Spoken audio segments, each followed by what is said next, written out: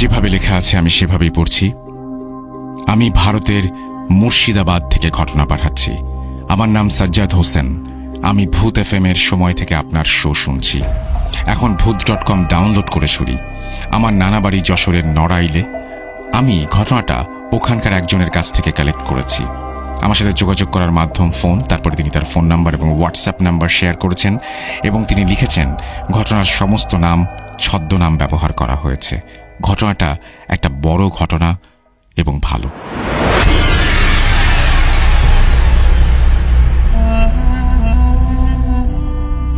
সেদিন সন্ধ্যায় বাজারে বসে এক পরিচিত বড় ভাইয়ের সাথে কথা বলছিলেন সাজিদ ভাই। ওনার নাম কুদ্দুস। ওই ভাইয়ের গ্রামের বাড়ি ময়মনসিংহ, কাজের সূত্রে যশোরে থাকেন। কথা বলার এক পর্যায়ে সেই বড় ভাই সাজিদ ভাইকে বলেন, সাজিদ, তুমি তো প্যারানর্মাল বিষয়ক সমস্যা সমাধান করো। সাজিদ ভাই বলেন, আমি সমাধান করি না। আমার মালিক আল্লাহ, ওনার ইচ্ছাতে সব হয়। উনি চাইলে হবে, না চাইলে হবে না। সেই বড় ভাই বলেন, সাজিদ, আমার ছোট ভাই আকবর ও অনেক দিন যাবৎ সমস্যায় ভুগছে। আর গ্রামে আমাদের বাস ভিটাতেও কেউ থাকতে পারছে না। ওই ভিটেতে এখন আকবর একাই থাকে। দিনে 2-3 বার খাবার রেখে আসে বাড়ির লোকেরা। সাজিদ ভাই জিজ্ঞেস করে, তাহলে আপনার পরিবারের সদস্যরা কোথায় থাকেন? সেই বড় ভাই বলেন, আমাদের ভিটে থেকে 10 পা হাঁটলে আমার কাকার ভিটে, ওখানেই সবাই থাকে। আমরা গ্রামে থাকলেও আমাদের পরিবারের ভাই বোনেরা শিক্ষিত। আকবর মূলত কাজ করত মালয়েশিয়ার কুয়ালালামপুরের এক হোটেলে। আকবরের সেদিন ডিউটি ছিল নাইট শিফটে। সেদিন মনটা ভালো ছিল না। দেশ থেকে আকবরের বউ আকবরকে জানিয়েছিল আকবরের মায়ের শরীরটা ভালো নেই। তাই সেদিন আকবর হোটেলের গার্ডেনের দিকে একটা লম্বা চেয়ার, যাতে একসাথে 3-4 জন বসতে পারে এমন একটা চেয়ারে বসে ভাবছিল মায়ের কথা। এমন সময় গার্ডেনের পাশে একটা জায়গা থেকে গার্বেজ থাকে, সেখানে মচমচ শব্দ হয়। আকবর একটু এগিয়ে যায়। মেজাজ খারাপ থাকার কারণে একটা পাথর ছুঁড়ে মারে। তখন একটা ক্ষীণ আর্তনাদের শব্দ পায় আকবর। কিন্তু আকবর কোনো কিছু না ভেবে সেখান থেকে চলে যায়। পরদিন ডিউটিতে এসে আকবরের শরীর ভালো ছিল না। তাই আকবর পুরো শিফট শেষ না করেই ঘরে ফেরার চিন্তা করে। কিন্তু তখন হোটেলে গাড়ি না থাকায় আকবর ভাবে 15 মিনিটের পথ হেঁটেই চলে যাবে। তাই হাঁটতে শুরু করে। কুয়ালালামপুর শহর তখন প্রায় অর্ধ ঘুমন্ত অবস্থায়। আকবর তাড়াতাড়ি রুমে ফিরবে, এই জন্যই অ্যাপার্টমেন্টের পাশের গলি দিয়ে শর্টকাট নেয়। গলিটা আধো আলো ছায়াময়। কিছুটা ব্যবধানে একটা করে স্বল্প আলোয় গলি দিয়ে হাঁটতে থাকে। এমন সময় আকবর ফিল করল আকবরের সামনে একটা গার্বেজ বক্স। কোনো কিছু ভাইব্রেশন হলে যেমন হয় ঠিক তেমনিভাবে ওই গার্বেজ বক্সটা ভাইব্রেট করছে। আকবর থমকে দাঁড়ায় আর আস্তে আস্তে বিস্মিত হয়ে বক্সটার কাছে এগিয়ে গিয়ে একটা টান মেরে বক্সের ঢাকনা খুলে ফেলে। আর তখনই আকবর নিজের কাঁধে একটা হাতের স্পর্শ অনুভব করে। আকবর ঘুরে তাকালে কোনো একটা অদৃশ্য কিছু সজোরে একটা থাপ্পড় মারে। আকবর ওই গার্বেজ বক্স নিয়ে হুড়মুড় করে পড়ে যায়। ঠিক তখনই গার্বেজের মধ্য থেকে 2 হাত, যার কোনোই পর্যন্ত আছে, সেই হাত দুটো আকবরের কোমর চেপে ধরে সজোরে। আকবর যন্ত্রণায় ছটফট করতে থাকে। তারপর হঠাৎ হাত দুটো উধাও। আকবর তখন উঠে দাঁড়িয়ে হাঁপাতে থাকে, কোমরে তীব্র যন্ত্রণা অনুভব করে। তখনই আকবর নিজেকে পায় অন্য এক জায়গায়। সেই জায়গাটা ছিল একটা বড় লেক। লেকের জল ছিল কালো। আকবর চারিদিকে তাকায়, কিন্তু সে ওখানে একাই ছিল। এমন সময় আকবর দূর থেকে একটা বয়স্ক মহিলার কান্নার আওয়াজ পায়। শব্দের উৎসের দিকে তাকিয়ে দেখে 3টি কালো পোশাক পরিহিত অবয়ব একটা বৃদ্ধ মহিলাকে ওই লেকের জলে টেনে নামাচ্ছে। আকবরের সেই বৃদ্ধ মহিলাটার ভয়েস চেনা চেনা লাগে। কয়েক সেকেন্ডের ব্যবধানে আকবর বুঝে ফেলে এই ভয়েসটা তার মায়ের। আকবর ছুটতে থাকে তার মাকে বাঁচানোর জন্য। ততক্ষণে ওই কালো অবয়বগুলো আকবরের মাকে জলে নামিয়ে ফেলে। কালো জলের মধ্যে চুবাতে থাকে। আকবর হাঁটু পর্যন্ত জলে নামতেই দেখে সেখানে আর কিছু নেই। ঠিক সেই সময়ে আকবরের সামনে হঠাৎ জলের তলদেশ থেকে ভেসে ওঠে মায়ের মৃতদেহ। আর তার মুখ থেকে টাটকা রক্ত তখন বের হচ্ছিল। সেই রক্তে আকবর দাঁড়িয়ে থাকা জায়গাটা আর আশেপাশের জায়গাটা রক্তাক্ত হয়ে যেতে দেখে। এমন সময় আকবর নিজেকে পায় সেই নোংরা আবর্জনার স্তূপের মধ্যে পড়ে আছে। আর ভোরে যারা গার্বেজ বক্স কালেক্ট করতে আসে তারা আকবরকে ডাকছে। আকবর উঠে দাঁড়াতে পারছিল না, তার সারা শরীরে তীব্র ব্যথা আর গায়ে ভীষণ জ্বর। আকবর ওখানেই জ্ঞান হারিয়ে ফেলে। এই অবস্থা দেখে গার্বেজ কালেক্টরদের মধ্যে একজন অ্যাম্বুলেন্সে ফোন করে তাকে হাসপাতালে ভর্তি করে দেয়। আর তার আইডেন্টিটি কার্ড দেখে হাসপাতালের কর্তব্যরত কর্মীরা হোটেলে খবর দেয়। আকবরের একটি ঘনিষ্ঠ বন্ধু ছিল যে আকবরের সাথেই ওই হোটেলে কর্মরত ছিল, উনিও বাংলাদেশি ছিলেন। তাই দুইজনের মধ্যে বন্ধুত্ব গড়ে ওঠে। আকবরের বন্ধুর নাম কাব্য। আকবর জ্ঞান ফিরে নিজেকে হাসপাতালে পায়, আর তার পাশে ছিল কাব্য। আকবরের জ্ঞান ফিরলে আকবর কাব্যকে কিছু জিজ্ঞেস করে, সে এখানে কেন? কাব্য আকবরকে বলে, তোমার কি হয়েছিল তুমি কি জানো? তুমি 21 দিন হলো কোমায় ছিলে, ডাক্তাররা কোনো রোগ ধরতে পারছিল না। আকবর বলে, বন্ধু আমাকে রুমে নিয়ে চলো, আমি সব বলছি। ডাক্তার আসে, আকবরকে চেক করে দেখে সবকিছু নর্মাল, তাই রিলিজ অর্ডার দিয়ে দেয়। কাব্য আকবরকে নিয়ে কাব্যর রুমে ফেরে। আকবর বলে, বন্ধু আমি যা বলবো তুমি বিশ্বাস করবে, আজকের এই দিনে এই সব কেউ বিশ্বাস করে না। আকবরের সাথে ঘটে যাওয়া ঘটনা জানায় সে কাব্যকে।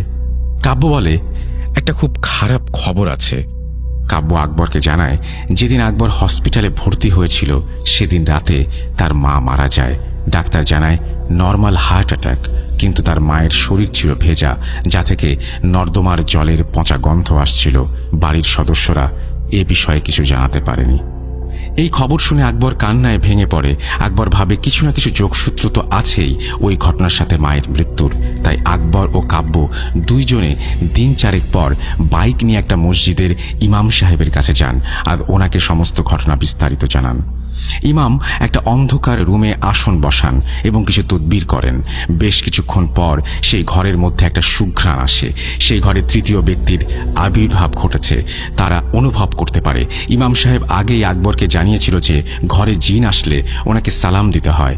আকবর ইমাম সাহেবের কথা মতো একটা লম্বা সালাম দেন। সেই জিন সালামের উত্তর নেয়।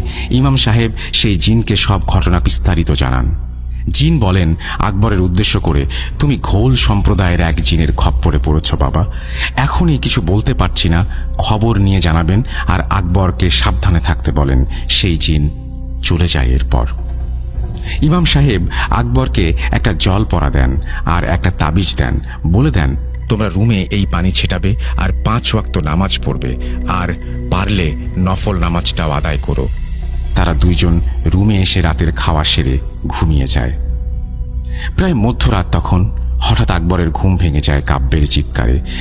আকবর উঠে কাব্যকে খুঁজতে যাবে, তাই রুমের দরজা খুলে দেখে কাব্য সেই লেকের পাড়ে দাঁড়িয়ে আছে। আর কাব্য তাকে ইশারা করে তাকে অনুসরণ করতে বলছে। কাব্যকে ফলো করতে করতে আকবর দেখে একটা জঙ্গলের মধ্যে পৌঁছেছে। এবার আকবর দেখে 3টা কালো পোশাক পরিহিত কালো অবয়ব কিছু রিচুয়াল করছে। হঠাৎ কাব্য পাশে পড়ে থাকা একটা ধারালো ছুরি দিয়ে নিজের গলার কিছু অংশ কেটে ফেলে এবং সেই জায়গাটা দিয়ে ফিনকি দিয়ে তাজা রক্ত বের হতে থাকে। কাব্য সেই রক্ত একটা মরার মাথার খুলির মধ্যে দিয়ে পান করে এবং সে হিন্দি ভাষায় কিছু একটা বলে হাসতে থাকে। তখনই আকবরে যেন তন্দ্রা ভেঙে যায় ঝাঁকুনিতে। আকবর দেখে কাব্য তাকে ঝাঁকুনি দিচ্ছে, আর সেই ছাদের ওপরে কাব্য। কাব্যকে আকবর দেখে ভয়ে হামাগুড়ি দিয়ে পেছনে সরে যায়। তখন কাব্য বলে, বন্ধু আমি কাব্য। কাব্য আকবরকে ধাতস্থ করে। আকবর কাব্যকে বলে কি কি হয়েছে। কাব্য বলে, বন্ধু আমি দরজা খোলার আওয়াজ পেয়ে উঠে এসে দেখি তুই ওপরে উঠেছিলি সিঁড়ি দিয়ে। আমি পেছন দিক থেকে ডাকছিলাম, তুই শুনতে পাচ্ছিলি না, তাই আমি রুম থেকে 1 গ্লাস জল নিয়ে ছাদে উঠে দেখি তুই এখানে পড়ে আছিস, পেছন দিকে সরছিস। আমি গ্লাসের জল তোর মুখে ছিটিয়ে দেই, তারপরে এই অবস্থা। কিরে বন্ধু, তাবিজ কোথায়? আকবর বলে, আমি অজু করে তাবিজ বাঁধতে ভুলে গিয়েছিলাম। আকবর অজু করে হাতে তাবিজ বেঁধে ফেলে। ঠিক তখনই একটা তাচ্ছিল্য ভরা হাসি শুনতে পায়। সেদিন দুইজন একসাথে ঘুমিয়ে যায়। 3-4 দিন সবকিছু ঠিক ছিল। সেই ইমাম সাহেব কাব্যকে ফোন করে বলে জরুরি দরকার, এখন দেখা করতে। কাব্য আকবর রুমেই ছিল। আকবর ও কাব্য তড়িঘড়ি করে রেডি হয়ে বাইক নিয়ে বেরিয়ে পড়ে। মসজিদে যেতে কাব্য রুম থেকে ঘণ্টাখানেক সময় লাগে। সময় তখন সন্ধ্যা 7:15। তখন তারা দুজন রওনা দেয়।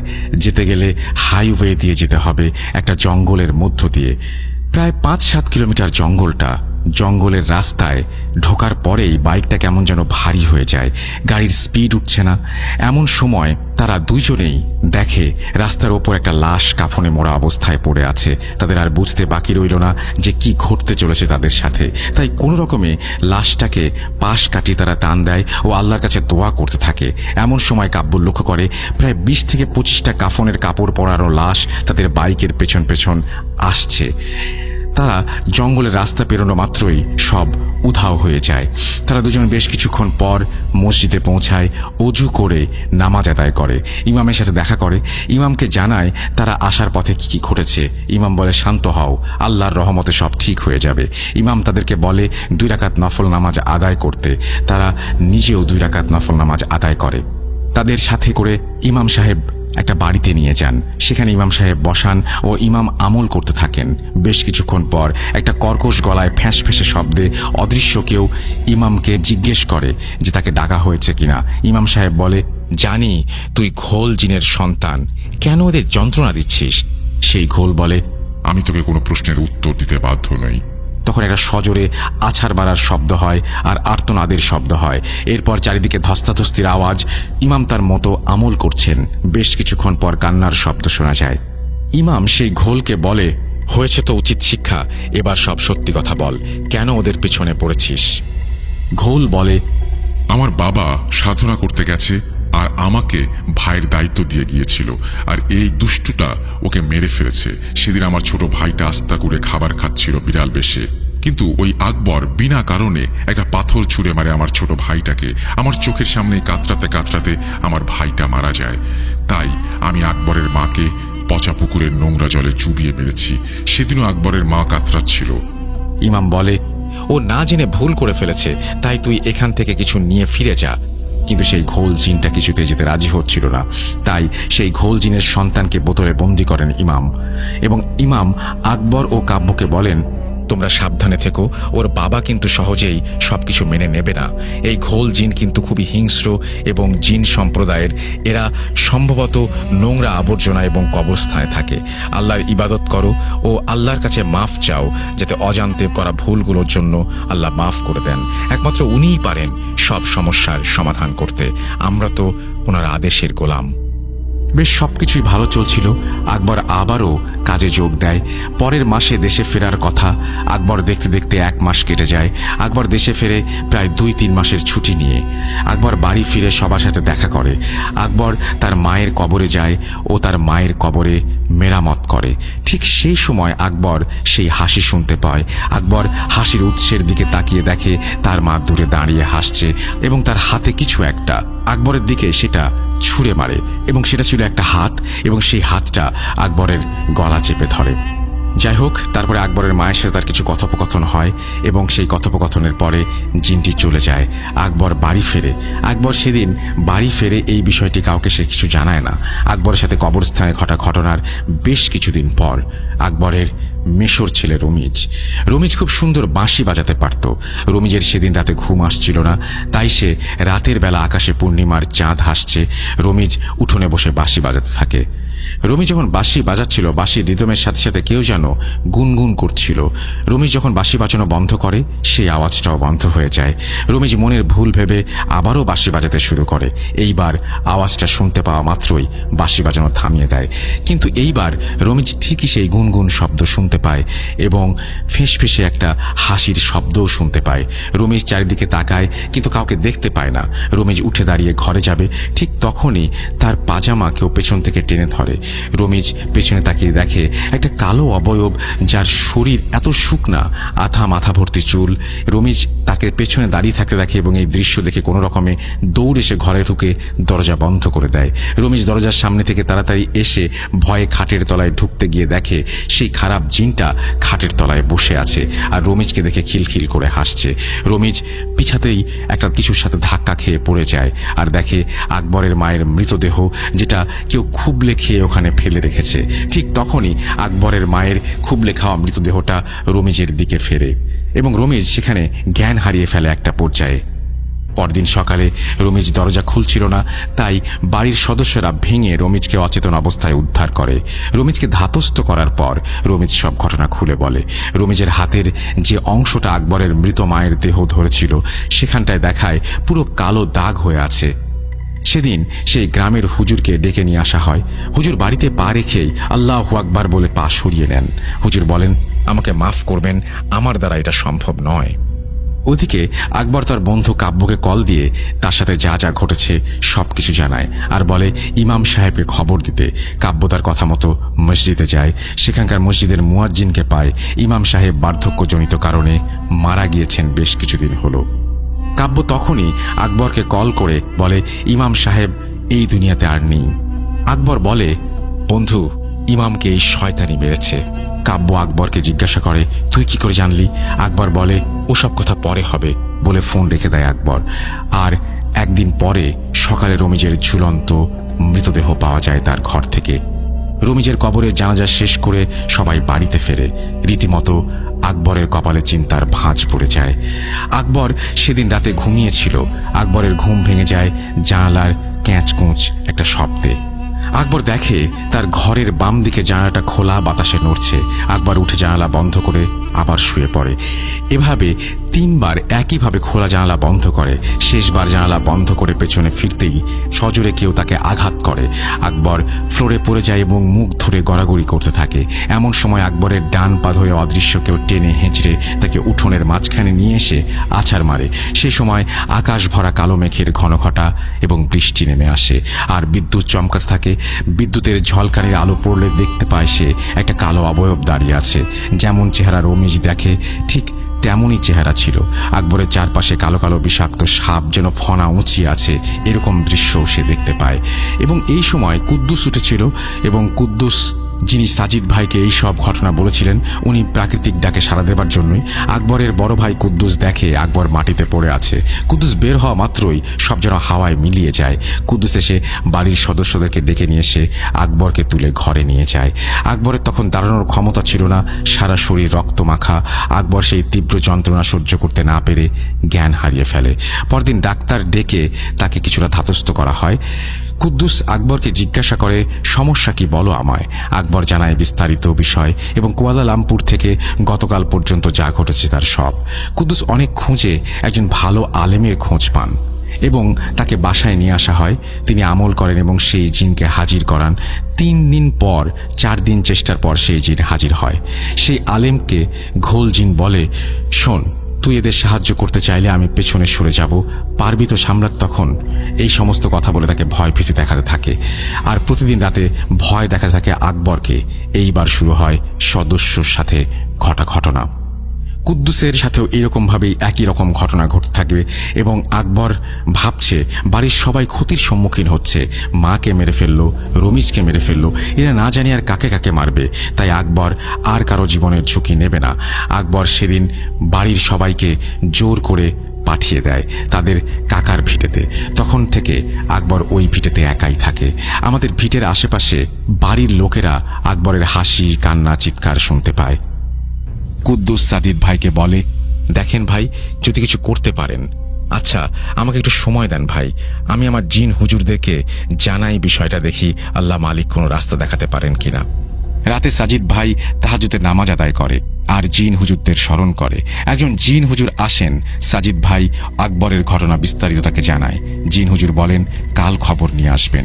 কথা মতো পরদিন সেই জিন হুজুর আসেন। সাজিদ ভাইকে বলেন, ঘোল সম্প্রদায়ের এক শয়তান জিন, এখন সে এসেছে তার ছেলের মৃত্যুর বদলা নিতে। সমস্যা তেমন কিছু হওয়ার কথা না, এরা সাধারণত মানুষের রক্ত মাংস খায়। সাজিদ ভাইকে কিছু আমল শিখিয়ে দেন সেই জিন হুজুর। পরদিন সাজিদ ভাই কুদ্দুসের সাথে যোগাযোগ করে। কুদ্দুস অফিস থেকে কয়েকদিনের ছুটি নিয়ে সাজিদ ভাইয়ের সাথে ময়মনসিংহে রওনা দেয়। সাজিদ ভাই ও কুদ্দুস দুজনে কুদ্দুসের কাকার ভিটেতে ওঠেন। তারপর সাজিদ ভাই আসরের নামাজ আদায় করেন। কুদ্দুসের সাথে আকবরের বাড়িতে সেখানে চলে যান। সাজিদ ভাই সেই বাড়িতে আল্লাহর নাম নিয়ে ঢোকেন আর বাড়ির মেইন দরজা বন্ধ করে দেন। সাজিদ ভাই দেখেন পুরো বাড়িটায় অন্ধকার যেন জমাট বেঁধে আছে। এমন সময় সেই বাড়িটার প্রত্যেকটা রুমের দরজায় অনবরত কড়া নাড়ার শব্দ হচ্ছিল। সাজিদ দেখেন সেই বাড়ির ভেতর থেকে একটা চোখ যেন তাদের দিকে তাকিয়ে আছে, কেউ যেন তাকিয়ে আছে এরকম একটা কিছু অনুভব করেন। সাজিদ ভাই একটা সূরা পড়ে শরীর বন্ধ করে নেন আর সেই শয়তানের উদ্দেশ্যে বলেন, এত লুকোচুরি খেলে লাভ কি, এসেছি যখন তোমার সাথে কথা বলতে। সেই অন্ধকার থেকে উত্তর ভেসে আসে এরকম যে কোনো লাভ হবে না। ঠিক এই সময় সাজিদ ভাই খেয়াল করেন সাজিদ ভাইয়ের পেছনে একটা ছায়ামূর্তি দ্রুত এক পাশ থেকে অন্য পাশে সরে গেল। সাজিদ ভাই বলে একটু তাচ্ছিল্যের স্বরে, একজন না, দুইজন। আচ্ছা শোন, তবে আমি সব বিষয়টা জানি, আকবর না জেনে ভুল করে ফেলেছে। তখন সেই অন্ধকারের থেকে বেরিয়ে আসে দুইজন কালো কালো অবয়ব, একজন বোরখা পরা, একজন জুব্বা পরা। সাজিদ ভাইকে তারা দানবিক কণ্ঠে বলে যে ওই ছেলেটা আকবর, তার কারণে আমরা দুই সন্তানকে হারিয়েছি, ওর নিস্তার নেই। সাজিদ ভাই বলেন, আমি বারবার বলছি আকবর না জেনে ভুল করেছে। প্রথম সন্তানটাকে আকবর মেরে ফেলে দ্বিতীয় সন্তানকে ওই ইমাম মেরে ফেলে, কিন্তু ইমাম তো তোর ছেলেকে বোতলে বন্দি করেছিল। সেই অবয়ব বলে, সেই বোতল অসাবধানতাবশত ভেঙে যাওয়ায় আমার ছেলে মুক্ত হয়ে যায়। ইমাম তাকে বন্দি করতে পেরেছিল, তাই তার ক্ষমতার সাহায্যে পুড়িয়ে মেরে ফেলে। সাজিদ ভাই সেই অবয়বদের বোঝাতে থাকে, কিন্তু একেবারে নাছোড়বান্দা তারা বলতে শুরু করে তারা এর প্রতিশোধ নেবেই। এবার সাজিদ ভাই কিছু দোয়া পড়তে পড়তে আকবরের ঘর থেকে বের হয়ে আসার উদ্দেশ্যে ভেতরে প্রবেশ করতে যাবে। ঠিক তখনই কিছু একটা সাথে বাধা পেয়ে পড়ে যান, আর এক মুহূর্তের মধ্যে সাজিদ ভাইকে কিছু একটা টেনে ছুঁড়ে ফেলে দেয়। যেহেতু এই মুহূর্তটাতে সে সূরা পড়তে পারেনি, আর সেই সময় সাজিদ ভাই প্রচণ্ড আঘাত পায় হাতে কোমরে। একটা কালো অবয়ব সারা শরীরে হাড়ের সাথে চামড়া চুপসে আছে, মাথা থেকে কোমর পর্যন্ত চুল, উচ্চতা 7-8 ফুট হবে। সেই অবয়বটা আকবরের পা ধরে তাকে টেনে নিয়ে আসে এবং আছাড় দেয়, এবং অবয়বটা আকবরের পা ধরে আনলে আরও দুটো আছাড় মেরে সেই অবয়বটা এক লাফে সাজিদ ভাইয়ের বুকের ওপরে উঠবে। ঠিক তখনই একটা সাদা আলোর কুণ্ডলী সেই অবয়বটাকে এসে জোরে আঘাত করে ধাক্কা দেয়। সেই অবয়ব ছিটকে একদিকে পড়ে যায়। তখন সেই অবয়বটা আসল রূপে আসলে সাজিদ ভাই বুঝতে পারে সেটা জিন হুজুর। এইবার সেই ঘোল জিনকে একের পর এক আঘাত করতে থাকে। এক পর্যায়ে সেই ঘোল জিন বাধ্য হয়ে বলতে শুরু করে, আমাকে ছেড়ে দে, আমি চলে যাব। আকবরের বাম হাতটা আগের মতো কাজ করছে না, কিন্তু জীবন বেঁচে যায়। সব সময় সব সমস্যা সম্পূর্ণ সমাধান হয় না, কিছু সমস্যার পূর্ণ সমাধান হয়, কিছু সমস্যার সমাধান হয় না। এমন কোনো কথা নেই যে জিনের সব কিছু সমস্যার সমাধান হবে।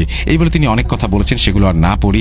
এখানে তিনি তার ঘটনা শেষ করেছেন এবং তিনি বলেছেন যে আকবর ভালো আছে, শুধু তার হাতটি অকেজো হয়ে উঠেছে। কিন্তু এখানে তিনি যে সমস্ত ঘটনা লিখেছেন সেই ঘটনাগুলো একটু বেশি রকমেরই অস্বাভাবিক, যার জন্য আমি কিছু বাদ দিয়ে পড়েছি।